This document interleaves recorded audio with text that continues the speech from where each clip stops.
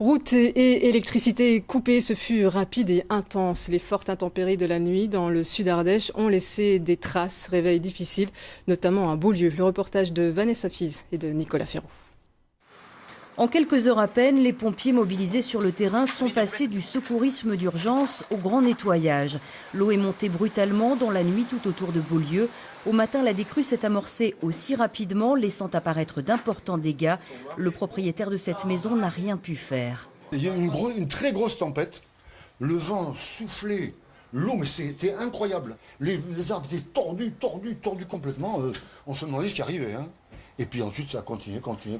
Dans le village, les routes portent les stigmates de la violence de la montée des eaux. Les pelleteuses s'activent, tandis que les riverains cherchent des voies praticables. Le point le plus bas, donc c'est au niveau du clos, là. Voilà. D'accord. Un peu plus haut, à la Chèvrerie, on retrouve les pompiers qui s'apprêtent à pomper dans l'étable. Ici, les propriétaires ont eu le temps de mettre les animaux à l'abri. On n'a pas eu de dégâts au niveau des chèvres. Donc toutes les chèvres ont survécu. Donc c'est l'essentiel, quoi. Voilà. Donc on n'a rien perdu d'autre que le temps de travail et surtout l'effort cumulé avant ça, quoi. Voilà. Bon, après il faut repartir. Et voilà. Là on a eu une grosse perte de lait forcément puisque les chèvres ont été stressées, ça fait 2 jours. Donc je pense pas qu'on récupérera le lait, là c'est foutu. Une quarantaine de pompiers ont passé la journée sur le terrain des Vences à Ruons dans le sud du département, le secteur le plus touché. La nuit dernière, au plus fort des précipitations, ils étaient le double.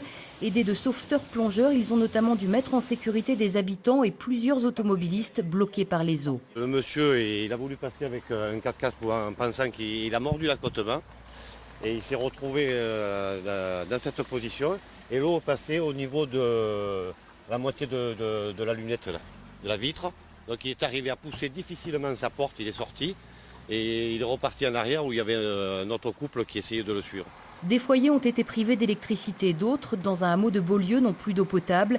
Tous les transports scolaires étaient assurés ce soir, mais 4 axes routiers restent en cours de déblaiement. Les pompiers mettent d'ores et déjà en garde sur un possible nouvel épisode pluvieux orageux mercredi soir.